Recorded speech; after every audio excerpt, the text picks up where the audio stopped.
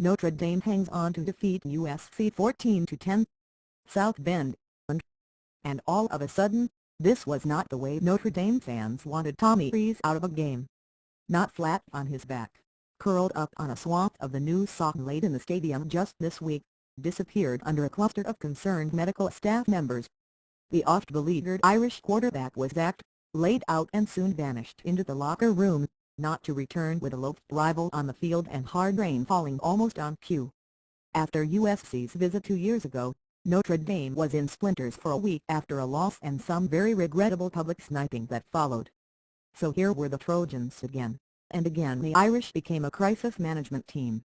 Nothing about this was ideal except the result, a 14-10 win that meant the hopes of a BC's Bowl invitation kept glimmering for at least another week.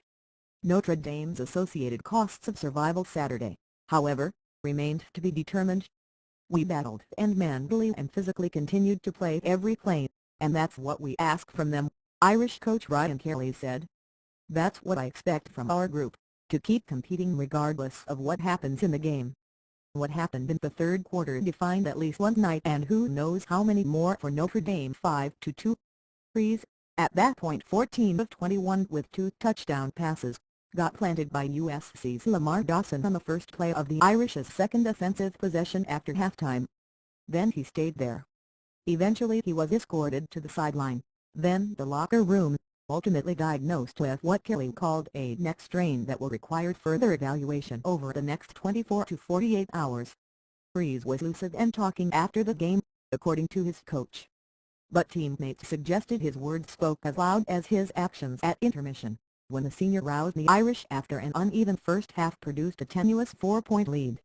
"It was a passionate speech, one of the more passionate things I've ever heard Tommy say," receiver TJ Jones said.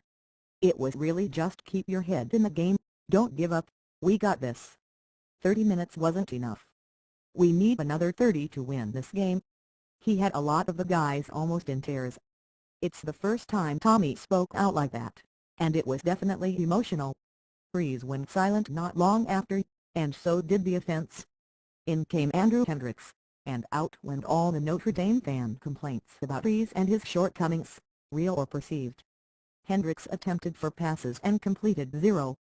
One third down attempt fell out of his hands before he even released it, barely recovered by tailback Cam McDaniel as a fumble.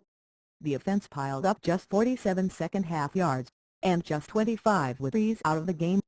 "As you can tell with our performance in the second half, it was a little difficult to adjust," tight end Troy Nicholas said. "But I think we were able to make do with what we could, I guess." They made do with a defense that seemed recharged, though a steady infusion of USC errors helped.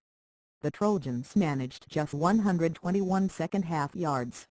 They committed 7 of their 11 penalties after the break, with an epidemic of holding calls wiping out critical gains.